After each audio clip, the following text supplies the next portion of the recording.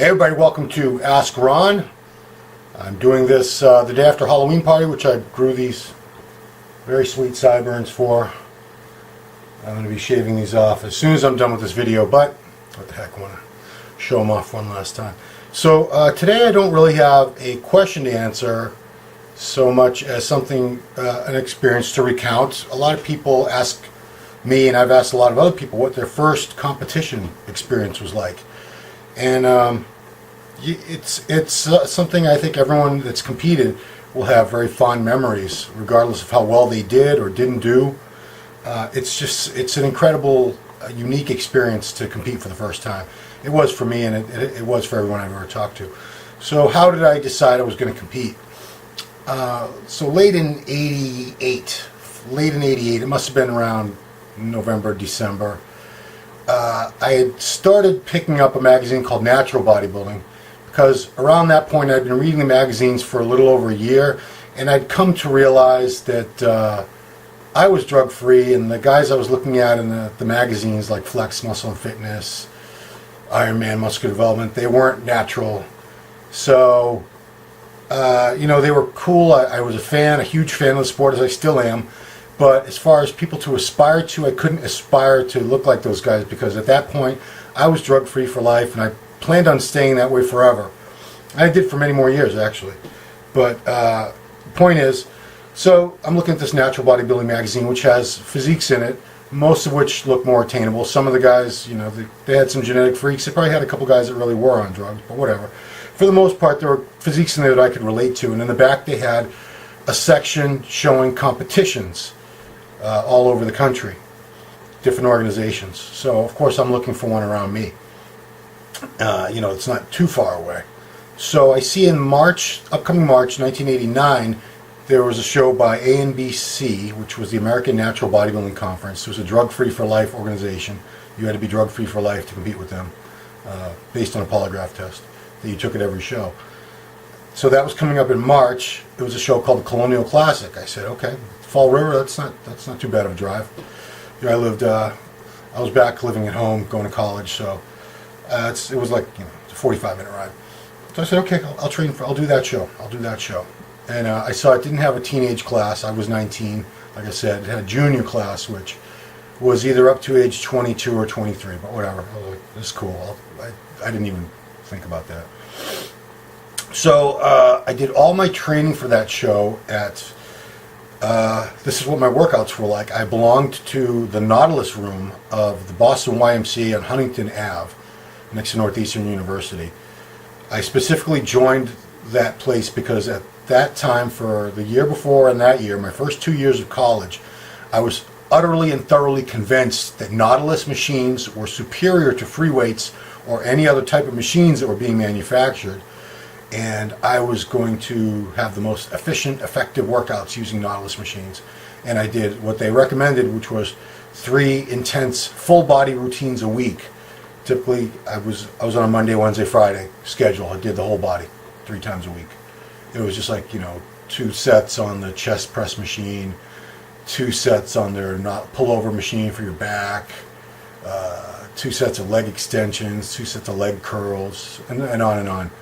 So I remember training for the show there, so I'm getting a little sweaty. And of course, it was a little room. It wasn't very big at all. Literally, it just had, I think, 10 Nautilus pieces in it, and that was it. No cardio. I think actually there was a little side room, had a treadmill or something. But anyway, I remember a woman came up to me while I had a tank top on. I was flexing in the mirror. I was excited because I could see like a little vein popping. I thought I was shredded. And, here I am all of like about a $1.45 soaking wet. She comes up, and I was feeling pretty pumped. I thought I looked pretty good. She comes up behind me, bookish type, glasses, typical liberal. She said, it's too bad your muscles will never be as big as your ego.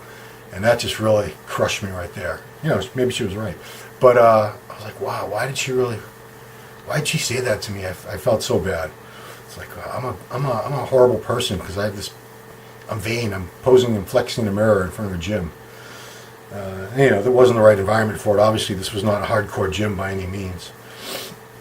So anyway, my prep for this contest, I hate to even call it a prep because there was no internet back then. You know, I didn't really read the magazines in depth looking for like nutrition advice. I would look at the workouts, but I was mainly looking at the pictures and getting motivated by that. The visuals are what I was all about. So I didn't do any cardio for this prep. I stayed away from junk for the most part. I knew you weren't supposed to eat junk food, but I really wasn't sure how you're supposed to eat, and I didn't know any bodybuilders. I didn't know anybody to ask, so I just ate as well as I thought I should be eating, which wasn't really that great. Looking back at it, I recall I was working as a security guard at a local mall. I wasn't even a security guard. What I really did was just check bags of people going into a department store called Bradley's, give them a ticket, and then when they got done shopping, I was really just supposed to be helping to stop the shoplifting. Was all my job really was, by checking bags. So anyway, a week before the show, I distinctly remember being hungry and I didn't have any food with me, and there was a Pizzeria Regina right next door to us, so I went and got a couple slices of pizza. So all that being said, I wasn't fat. I wasn't that out of shape by any means, because I was still pretty naturally lean back then. I probably, dieting got me down to I was about 140, I would say, maybe between 140 and 145. As far as tanning, I didn't go to tanning beds because I saw an ad in Natural Bodybuilding magazine for tanning pills, Canthaxanthin or something like that. So I ordered a bottle through the mail, took those, and I got a slight orange tint to me. That was about it. By no means did I have a tan. And looking back, I had a VHS of this at one point. I don't know what the hell happened to it, but I was just pasty, ghostly white. Like I was throwing off like a halo of light from the reflection of the stage lights off my pale white skin. But anyway, so the day of the show comes. Well, actually, the day before the show, I had to go down there to take my polygraph test. I remember shitting bricks, even though I'd never even seen a steroid. I was just terrified because, I don't know. I thought maybe I would like blow the test somehow just because I was too nervous. I passed. So the next day, me and my friend Darren Basili, Darren was my buddy, a good friend of mine. He drove back from California summer of '88 with me, helped me drive back and not crash into things. So I took weights with me because I didn't know if they were going to have weights to pump up with. I knew you were supposed to pump up. I don't know how I figured that out. I think I'd seen the movie Pumping Iron a couple times by then on TV. So I get there, and there's tons of people. The shows back then were big. Now they're big because we have all these divisions. This was back when it was only men's and women's bodybuilding. There was nothing else. And this was a natural show, natural organization, but they were pretty big in the New England area at the time, A and BC. They're long gone now. It doesn't exist.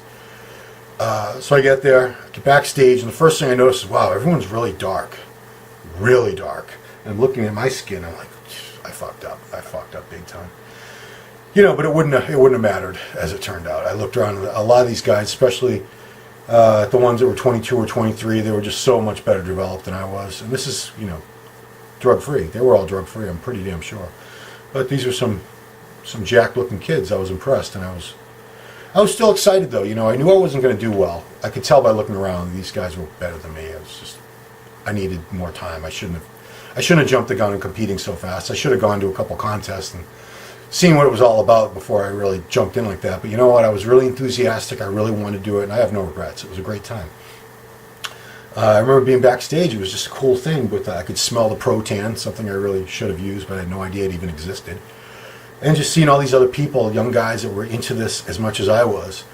And, everyone back then had the baggy pants, the big crazy wear, T. Michael, big giant sweatshirt. So everyone looked enormous. Then they took their sweats off, and most of them weren't very enormous at all.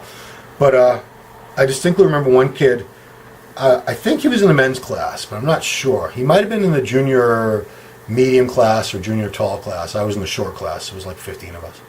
But this kid was in one of the other classes. I remember distinctly he had like dark blonde hair, spiky, little mullet in the back like most of us had at that time, especially in the northeast United States. And he had tinted glasses. He was really annoying me. He was just so obnoxious to me because at the time, Public Enemy was very big, and a lot of the white kids would affect the speech of African Americans, as they still do, I know. But this kid, for some reason, kept going, "Yeah, boy, yeah, boy." He was saying that like constantly. It was Flavor Flav's catchphrase at the time, "Yeah, boy." So anyhow, and then he was also talking about that he hadn't had anything to drink in like 2 days. He's like, "Yeah, bro, I'm shredded. I'm shredded, yo. Yeah, boy, I'm so shredded." I'm like, okay. Yeah, he was definitely in a different class because when I was either before when I saw his class being judged, and he started wobbling a couple minutes into the judging, just standing there, and then keeled right over. He passed out. Just goes to show you don't necessarily need to be on any kind of drugs to be stupid or do anything stupid or have health risks. This kid was severely dehydrated and he passed out right there on stage. So anyway, so my class got judged, and you know, I was in whatever the last call it was, second or third, I have no idea. And when I got the score sheets later, I think I did beat one or two people, which I was pretty psyched about. I distinctly remember my posing song and routine was to Funky Cold Medina by Tone Loc. If you don't know that classic, Funky Cold Medina, you should Google it and take a listen. It still stands test of time, that song. But I enjoyed being out there posing. I'm a ham. I've always been a ham. So it was cool. I had a great time, you know, despite not doing very well. And I was so motivated that I immediately looked for another contest to do. So that was March. I ended up doing one in July called the Yankee Classic. I should say that in the Colonial Classic, my class was won by a youngster my exact age named Craig Torres, who went on to be a very good regional NPC bodybuilder. He won, I know he won the New England, he won maybe the Mass State overall. I mean, he was very, very good for a little while there, and he's been to the national level a few times, hasn't done as well. But for a while there, Craig was really good. And he won the first class I was ever in, March 1989. So 89 was my next show. I'm sorry, yeah. So July 89 was my next show. I was super fired up. One thing that I did change after that show, immediately, because I heard everyone talking about the gyms they went to and everything. Everyone was going to a Gold's Gym, World Gym, Powerhouse Gym. I said, maybe I should get out of this Nautilus room and start thinking about using some free weights. Maybe that'll help me. And sure enough, I joined a World Gym next town over from me, Newton, Mass. This gym's no longer there, but it had a lot of great equipment. It had a lot of free weights, had a lot of machines, cables, all that stuff. So I started incorporating, you know, some barbell and dumbbell work in there along with the machines. And lo and behold, I was 140 at that first show, and probably the same condition or so in July, so March. Less than 4 months later, I was probably about 15 pounds heavier. Still drug-free. The difference really was just adding in the adding in the free weights, and I think I started splitting my body parts up a little bit by that time. I would do like a push day, a pull day, a leg day, something like that. And that made a huge difference, and I started to grow, because I don't think I changed anything but my diet. I was eating the exact same. I didn't know how to cook. I mean, all I could do was boil hard-boiled eggs, open up cans of tuna, microwave baked potatoes. That was really the extent of my cooking prowess at that point.